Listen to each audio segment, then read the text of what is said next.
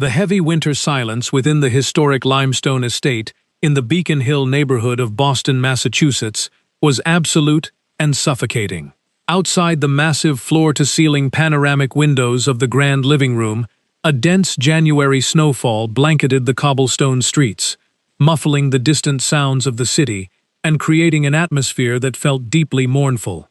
Matthew Knight sat motionless in his customized, state-of-the-art electric wheelchair, his hollow gaze fixed entirely on the gray, unforgiving sky above the Charles River. 3 long years had passed since that catastrophic night when a head-on collision caused by an intoxicated driver shattered his spine, instantly stripping away his physical freedom, his fierce corporate drive, and his basic desire to live. The multi-billion-dollar real estate development empire he had built from nothing, a corporate titan valued at over $3 billion, continued to expand flawlessly under his board of directors. But Matthew himself had become a mere shadow haunting empty rooms. Medical experts from prestigious institutions across New England spoke endlessly about rigorous physical therapy, innovative technological adaptations, and psychological resilience. But Matthew had completely stopped listening after the first 12 months of agonizing failure. What was the ultimate purpose of fighting for partial mobility when the fundamental essence of his vibrant, fiercely independent life had been permanently erased from existence? His immense wealth could not purchase the simple ability to walk through a public park, and his immense corporate power could not bring back a genuine smile to his face, leaving him with everything and absolutely nothing simultaneously. On this particular freezing afternoon, Matthew returned from a routine medical evaluation much earlier than his staff anticipated because the primary physician had attempted to discuss an expensive, experimental neurological treatment. Matthew had coldly interrupted the doctor mid-sentence, instructing his personal assistant to immediately wheel him back to his transport vehicle, utterly refusing to entertain more false promises and subsequent emotional devastation. Maneuvering his electric wheelchair into the primary first-floor master suite, Matthew suddenly halted as an unexpected sight shattered the familiar, pristine order of his private sanctuary. A young woman, the newly hired evening cleaner from the domestic agency, was sitting completely motionless on a wooden chair positioned directly beside his massive bed. Her head rested heavily against the edge of the mattress, and her right hand hung loosely toward the hardwood floor, still clutching a bright yellow microfiber dusting cloth. She was fast asleep, her quiet, rhythmic breathing breaking the absolute silence of the room that Matthew usually guarded with fierce, intimidating hostility. Matthew felt an immediate wave of intense irritation wash over him as he stared at the sleeping intruder, wondering how many staff members he would have to cycle through this month. She was already the 4th cleaner the domestic agency had sent in the past few weeks, as no worker could endure his freezing demeanor and harsh, silent treatment for more than a few days. Before Matthew could harshly awaken the young woman and demand her immediate departure from his estate, his sharp gaze fell upon a small object, lying open on the floorboards right beside her limp hand. He carefully maneuvered his wheelchair a few inches closer, his curiosity piqued by the unmistakable appearance of a worn, heavily annotated literary book, rather than a cheap romance novel or a smartphone screen. It was a vintage collection of poetry by Emily Dickinson, its pages yellowed with time, corners deeply creased, and margins filled with meticulous pencil notes that indicated someone had returned to these verses repeatedly. The sleeping cleaner stirred slightly, murmuring an unintelligible phrase under her breath before settling back into her deep, exhaustion-induced slumber. Matthew found himself staring intently at her face, realizing she was quite young, perhaps 24 years old, with dark hair tied into a chaotic, hurried bun that seemed to mirror a life lived in constant motion. The pale winter light revealed prominent dark circles under her eyes, clear physical evidence of chronic sleep deprivation, while her clothes were simple, clean, but distinctly faded from countless cycles through a laundromat. Her hands, resting quietly near the poetry book, were visibly rough and chapped, showing the unmistakable signs of early damage caused by harsh industrial cleaning detergents. For the first time in 3 agonizing years, Matthew felt a tiny spark of genuine curiosity pierce through his thick armor of total emotional numbness and bitter indifference. He slowly reached down from his wheelchair armrest, carefully picking up the open poetry book, while ensuring he did not make a single sound that might prematurely disturb the sleeping woman. His eyes fell upon a specific stanza that had been deeply underlined in dark graphite, the words echoing with a strange, haunting relevance that seemed to mock his own inner darkness.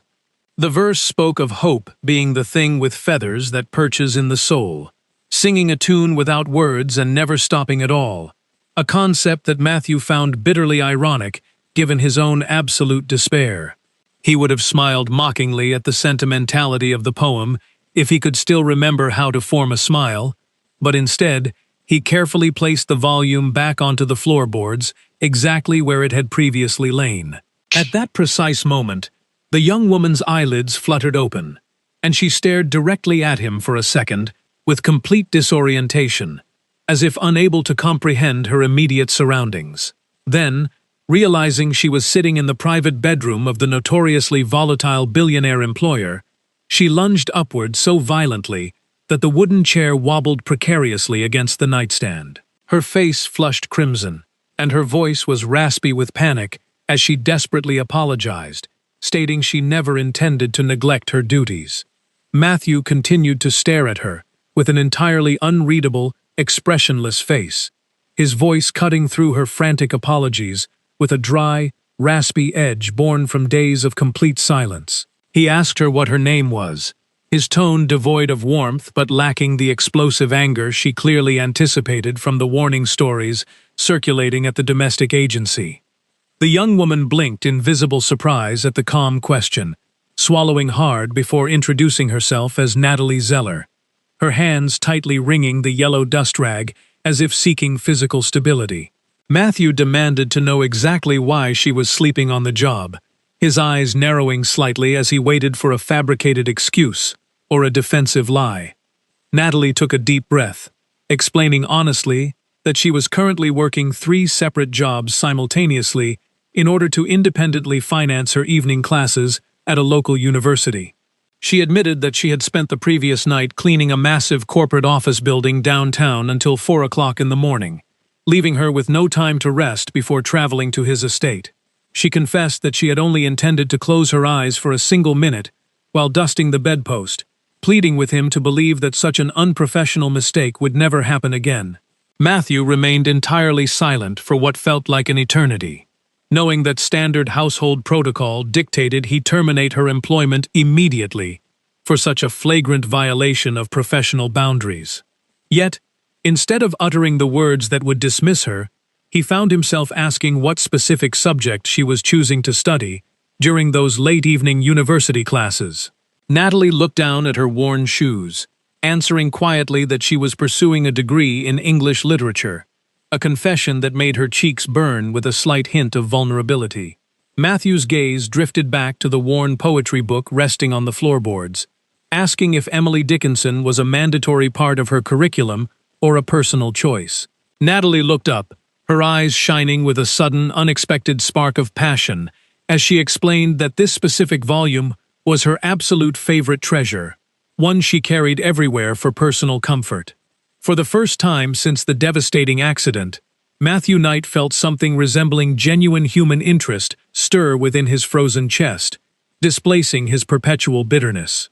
He instructed her to return to her cleaning duties, turning his electric wheelchair toward the bedroom door while telling her to ensure she slept in her own bed the following night. Natalie stood entirely frozen in place, unable to comprehend why she still possessed her job, while Matthew realized he was already anticipating her return.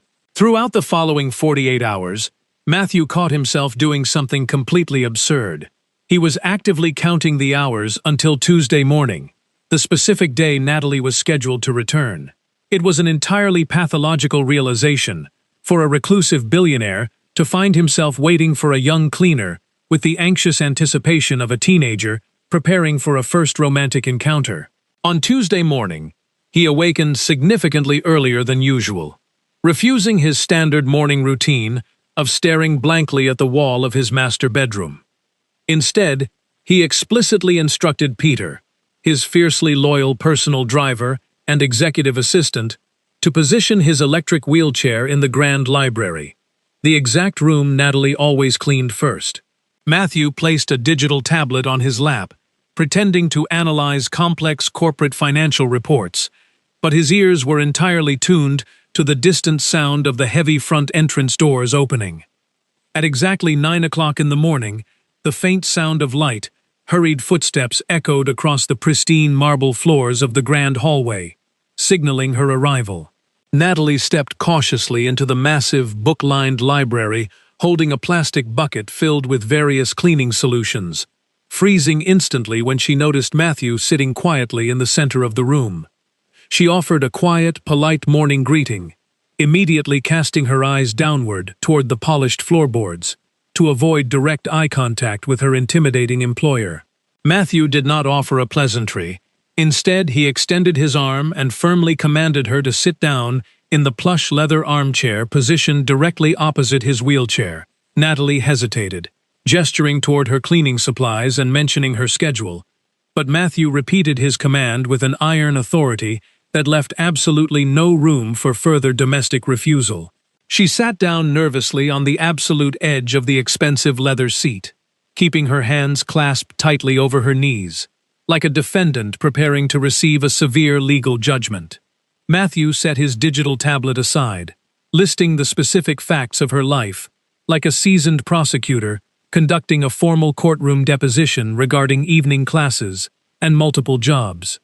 He demanded to know why a student with her obvious intellectual dedication was not enrolled in a standard, full-time day program supported by an academic scholarship.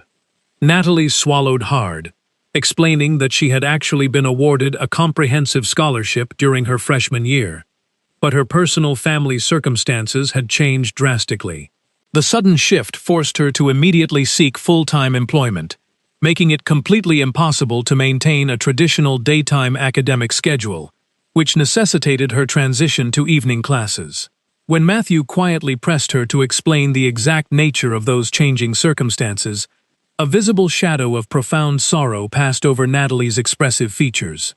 She whispered that the matter was deeply personal, her voice trembling slightly as she drew a clear line regarding her privacy, a boundary that Matthew surprisingly respected with a long, understanding silence. He shifted the conversation toward her exhausting work schedule, asking for a detailed account of the 3 separate jobs she claimed to be juggling every week. Natalie explained that she cleaned his Beacon Hill estate 3 times a week, worked the late-night janitorial shift at a commercial tower on Tremont Street on Thursdays and Fridays, and spent her weekends waitressing at a busy cafe in the North End. Matthew calculated the hours in his head, demanding to know exactly when she found the time to sleep like a normal human being. Natalie offered a small, weary shrug, stating that she managed to get 4 or 5 hours of sleep whenever her chaotic schedule permitted, claiming it was entirely sufficient for her needs. Matthew countered dryly that it was clearly insufficient, which was the precise reason she had collapsed into a deep sleep beside his bed the previous week.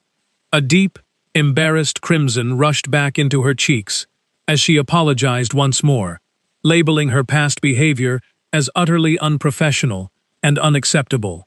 Matthew interrupted her sharply, stating that her constant apologies were becoming incredibly grating and that he had not brought her into the library to extract further expressions of guilt. An awkward, heavy silence settled between them, with Natalie nervously adjusting the sleeve of her faded work uniform while Matthew studied her resilient posture with intense scrutiny. With a sudden burst of quiet courage, Natalie looked up and asked Matthew why he had chosen not to terminate her employment after her blatant mistake. She noted that the domestic agency had explicitly warned her that he was an impossibly demanding client who had dismissed previous cleaners for minor infractions. Matthew stared at her for a long moment, pondering the question himself, before offering an answer that was completely devoid of his usual corporate calculation. He revealed that every previous cleaner sent to the estate would invariably look at his wheelchair and begin to weep with overwhelming pity, or pretend the chair did not exist at all. Natalie, however, had simply fallen asleep in his presence, treating him as though he were an entirely ordinary, normal human being, rather than a tragic medical spectacle. Natalie nodded slowly, her voice incredibly soft yet filled with an absolute, unwavering conviction, as she stated that he was normal, merely paralyzed, and that the two concepts were entirely different. Something buried deep within Matthew's chest shifted violently at her words, a small, forgotten ember of human dignity flaring to life after years of dark emotional frost. He abruptly changed the subject, inquiring about her ultimate career aspirations once she finally completed her lengthy English literature degree. Natalie's face illuminated with a brilliant, genuine warmth as she confessed her dream of working as a professional book editor, helping authors shape stories of human resilience. She whispered that she hoped to one day write her own book about ordinary people who absolutely refuse to surrender, even when their entire world collapses into ruin. Matthew felt a sharp, bitter pang of irony strike his mind, recognizing that he was the absolute embodiment of total surrender and passive capitulation to tragedy. He coldly instructed her to return to her domestic duties, claiming she was wasting valuable working time by engaging in idle conversation in his library. Natalie rose from the armchair immediately, but before she crossed the threshold of the room, she turned back and softly thanked him for granting her a second chance.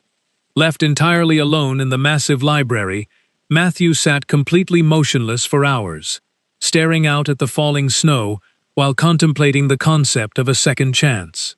He wondered if a bitter, broken man like himself could ever truly deserve such a gift, or if Natalie was the unexpected catalyst sent to deliver it.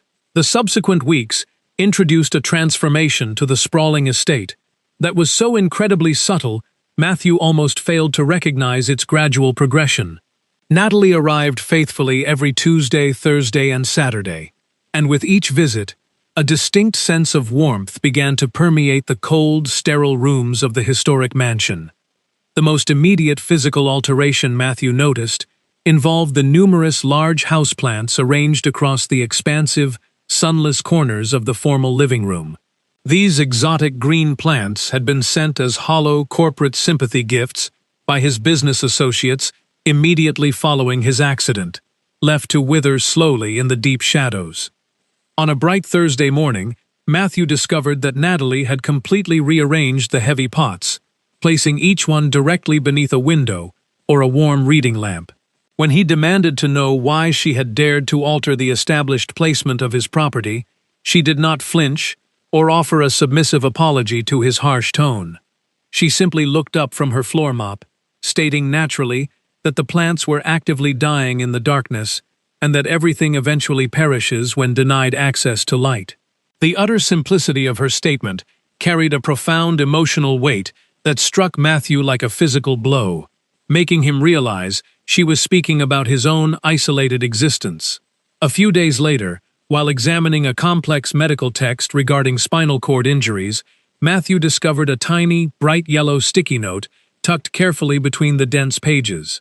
Written in Natalie's neat, rounded handwriting was a short sentence suggesting that true medicine was not merely a combination of chemical compounds, but also the presence of hope.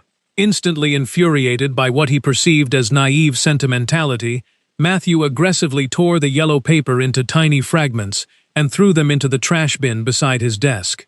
Yet, despite his physical destruction of the note, the simple, powerful words remained firmly lodged within his mind, repeating like an inescapable echo through his sleepless nights. On the following Saturday afternoon, the faint sound of Natalie singing in the distant kitchen drifted through the cavernous hallways of the quiet mansion, catching Matthew completely off guard. Her voice was low, velvety, and slightly raspy from sheer physical exhaustion, carrying the melancholic but comforting melody of an old acoustic folk ballad about enduring love. Matthew closed his eyes, leaning his head back against his wheelchair, and allowed himself to simply listen to the music, without his usual analytical cynicism. Peter, his observant assistant, was the very first person to openly acknowledge the undeniable shift occurring within the walls of the Beacon Hill estate.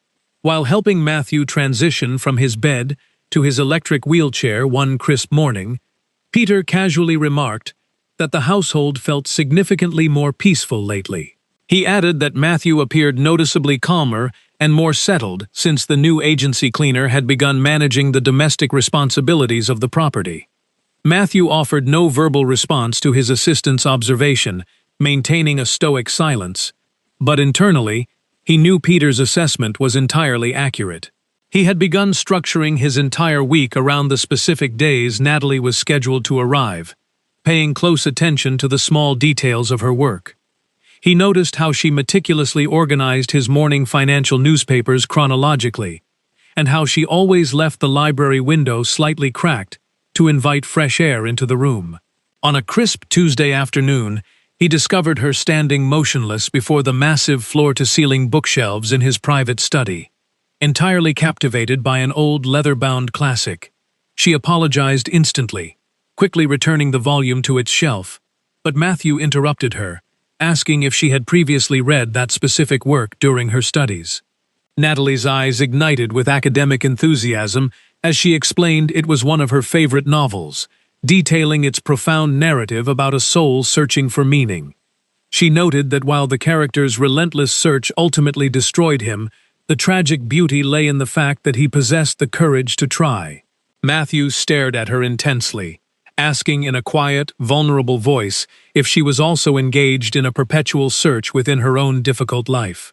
Natalie answered without a single shred of hesitation, stating she searched every single day for a valid reason to wake up at 5 o'clock. She explained that she sought meaning to endure hours of physical labor and late-night studying, finding it in small things like a perfect poem or a real conversation.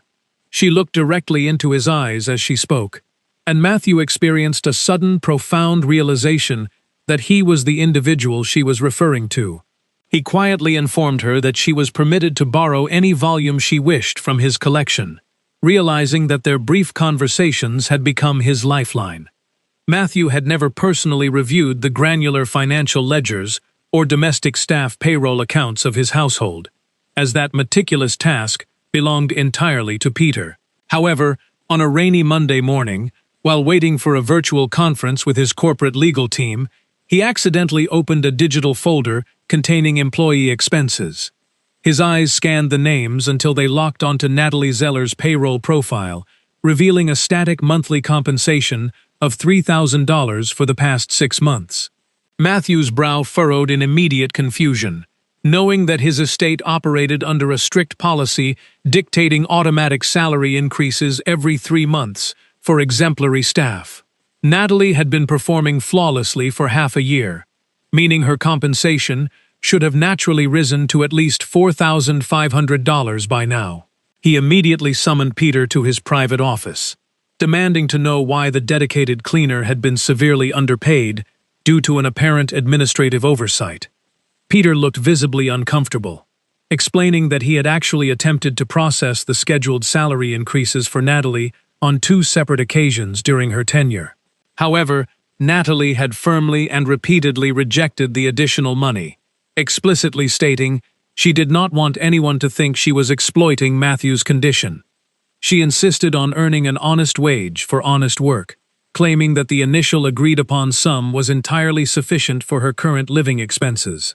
Matthew gripped the armrests of his wheelchair in absolute disbelief, stunned that someone facing severe financial hardship would reject money out of pure ethical principle.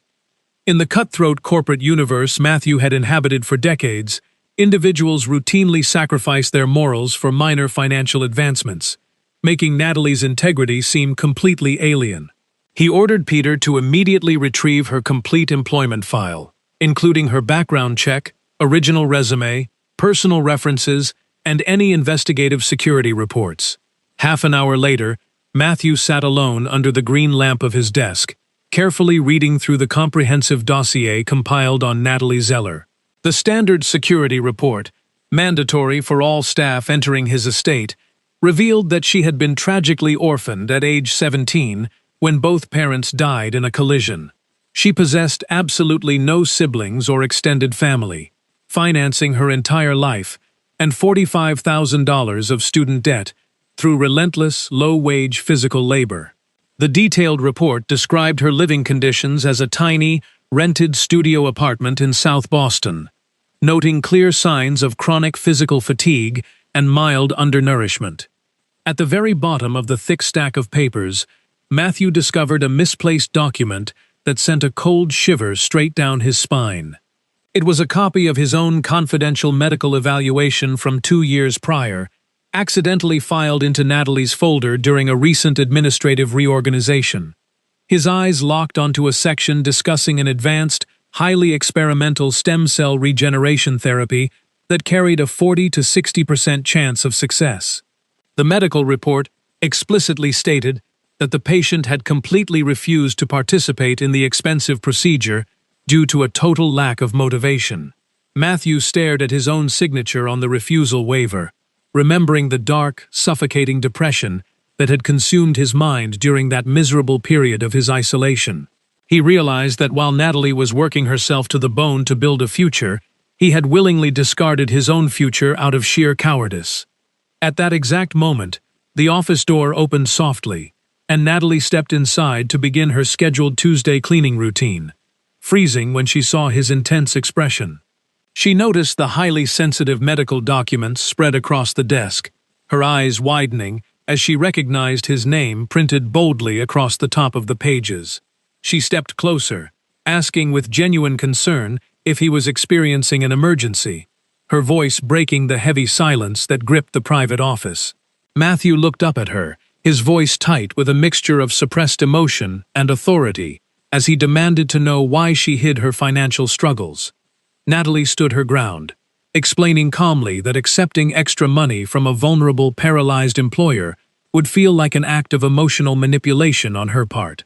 Matthew snapped bitterly, asserting that he was a powerful billionaire who could dissolve her employment with a single phone call, proving he was not vulnerable. Natalie did not flinch. Instead, she whispered that he would never do such a thing, because he kept her optimistic notes safely hidden inside his desk. Her profound insight left him utterly speechless, forcing him to realize that she understood his hidden heart far better than anyone else ever had. Dr. William Miller arrived at the Beacon Hill estate the following morning, carrying a leather briefcase filled with updated neurological data and experimental medical files. The seasoned physician sat opposite Matthew in the sunlit library, expressing his immense surprise at receiving a direct phone call after a full year of complete silence. Matthew did not engage in preliminary small talk. He immediately demanded a comprehensive breakdown of the experimental cellular regeneration therapy he had rejected 2 years prior. Dr. Miller adjusted his glasses, explaining that the complex procedure involved injecting highly specialized stem cells directly into the precisely damaged region of the spinal cord. He reiterated the 40 to 60% success rate, emphasizing that the treatment would require a brutal, exhausting year of intensive physical rehabilitation to show results. The doctor looked directly into Matthew's eyes, stating firmly that the physical medicine would mean absolutely nothing if his mind remained trapped in a state of total surrender. Matthew glanced out the grand window, watching Natalie walk down the snow-covered driveway with her heavy backpack of university textbooks, her resilient form radiating quiet strength. He turned back to the physician and declared with absolute certainty that his mindset had changed completely, and that he wished to begin the process immediately.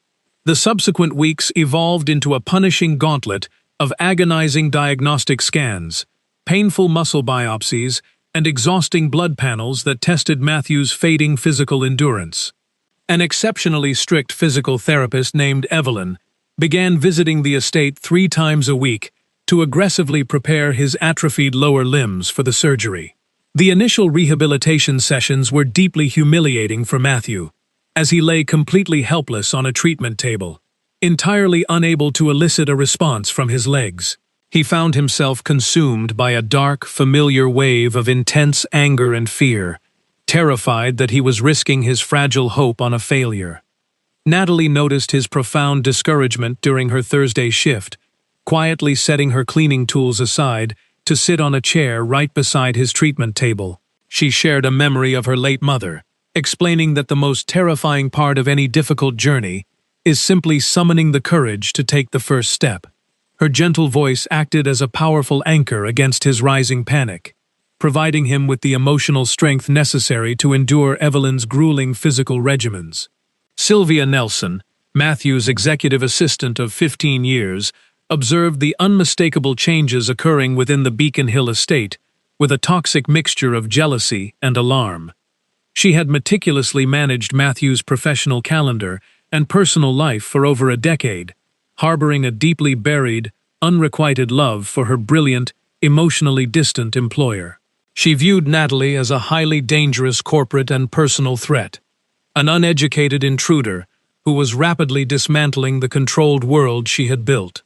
On a crisp Thursday afternoon, Sylvia arrived at the mansion early, intercepting Natalie in the grand foyer just as the young woman was concluding her shift. With a cold, calculated smile, Sylvia requested a moment of her time, leading her into a formal corporate conference room on the first floor. Sylvia leaned against the polished mahogany table, tossing a thick folder directly in front of Natalie and instructing her to review its highly sensitive contents. Natalie opened the file, her heart sinking as she recognized her own face on a comprehensive private security dossier detailing her parents' deaths and debts. Sylvia informed her coldly that Matthew had ordered a complete background investigation on her before she even crossed the threshold of the estate on her first day. She asserted that Matthew had never viewed her as a unique individual, but rather as a desperate, financially ruined girl who could be easily controlled. Natalie felt a profound wave of humiliation wash over her, realizing that her private struggles had been laid bare before her employer from the very start. Sylvia then produced a copy of a strict family corporate agreement Matthew had signed 5 years prior, pointing directly to a clause regarding personal relationships. The legal document explicitly stated that if Matthew ever entered a domestic partnership that threatened company assets, he would immediately forfeit his corporate voting power. Sylvia whispered cruelly that Matthew was merely using her as a temporary source of psychological amusement to survive his current medical crisis before discarding her. Broken-hearted and completely overwhelmed by the crushing weight of Sylvia's calculated words, Natalie gathered her belongings and exited the conference room without shedding a single tear. She walked out into the freezing Boston winter, entirely convinced that her presence was actively endangering the massive legacy Matthew had sacrificed his life to build. Matthew sat near the library window for hours on Saturday morning, his anxiety escalating into a frantic panic when Natalie failed to arrive for her shift. He demanded that Peter immediately contact the domestic agency, only to learn that Natalie had abruptly requested an indefinite period of unpaid leave due to personal illness. For an entire week, the estate fell back into a state of oppressive, icy silence, with Matthew completely losing his focus during his physical therapy sessions. Evelyn stopped her treatment midway through a difficult session, bluntly telling Matthew that his physical body was completely shutting down because his spirit was absent. She demanded to know why a powerful, resourceful billionaire was sitting passively in a wheelchair instead of traveling downtown to find the woman he loved. Spurred into immediate action by Evelyn's fierce reprimand, Matthew ordered Peter to locate Natalie's exact residential address in South Boston and prepare the transport vehicle. An hour later, Matthew's luxury vehicle parked before a decaying brick tenement building, its narrow stairwells completely lacking any form of mechanical elevator access. Showing immense physical devotion, Peter carefully lifted Matthew out of the vehicle and carried him up 3 long flights of steep, humid stairs to apartment 23. Natalie opened the door, her eyes red from days of relentless crying, freezing in absolute shock as Peter placed Matthew onto a worn wooden chair. Left alone in the Spartan room, Matthew demanded to know why she had vanished from his life without a single word of explanation. Natalie tearfully confessed everything, detailing Sylvia's cruel intervention, her discovery of the background check, and her immense fear of destroying his multi-billion-dollar corporate empire.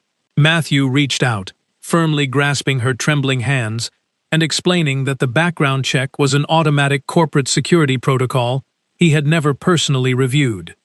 He declared that he had retained her employment because her incredible, unbroken spirit had rescued him from a living death when he had surrendered completely. He shocked her by revealing that he had already instructed his legal team to completely dissolve the restrictive family agreement, gladly accepting a $1 million penalty. He stated with absolute conviction that he would willingly sacrifice 10% of his corporate shares to secure the freedom to love her forever. 1 month following their emotional confrontation in South Boston, Matthew lay prepared on a sterile operating table within Dr. Miller's private surgical pavilion. Natalie sat quietly in the sterile waiting room for 4 grueling hours, tightly clutching an old silver rosary that had belonged to her late mother.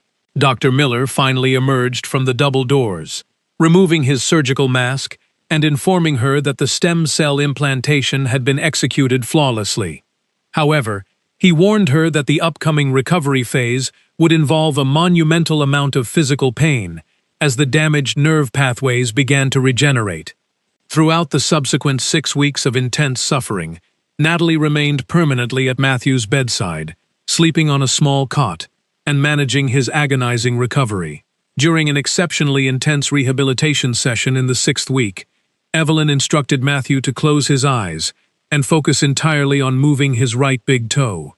Matthew concentrated his entire universe into that single physical command, sending a desperate neurological signal down his spine while sweat poured down his pale forehead. Suddenly, the big toe of his right foot twitched visibly, a tiny movement of a few millimeters that caused Natalie to gasp in absolute disbelief. Matthew opened his eyes, a profound rush of tears spilling down his cheeks as he realized he could actually feel the solid surface of the floorboards. Dr. Miller arrived the following afternoon to conduct an array of neurological tests, declaring the rapid rate of nerve regeneration an absolute medical miracle. The seasoned doctor looked at the young couple, explaining that Matthew's severe depression had physically locked his nervous system far more than the structural accident. He noted that the presence of Natalie's unwavering love had effectively dismantled that psychological barrier, allowing his physical body to finally heal itself from within. 2 months after the delicate surgery, Matthew gripped the parallel steel rehabilitation bars, took a deep breath, and stood entirely upright on his own feet for 5 incredible seconds. Though his legs trembled violently from the monumental physical exertion, he looked directly into Natalie's radiant face and smiled a genuine, beautiful smile. He whispered that he had finally conquered the darkness, standing tall because she had given him a profound, beautiful reason to step forward into the light. 6 months later, the beautiful, golden autumn foliage of Boston swirled elegantly across the manicured lawns of the grand Beacon Hill estate. Matthew stood independently by the massive glass windows of his private executive office, walking with only a slight, resilient limp and completely free of any mechanical support. Natalie entered the room quietly, carrying 2 warm porcelain mugs of tea, her eyes shining happily behind a pair of stylish reading glasses. She had recently returned to a prestigious full-time university program, entirely financed by a new charitable foundation Matthew had established to support resilient students.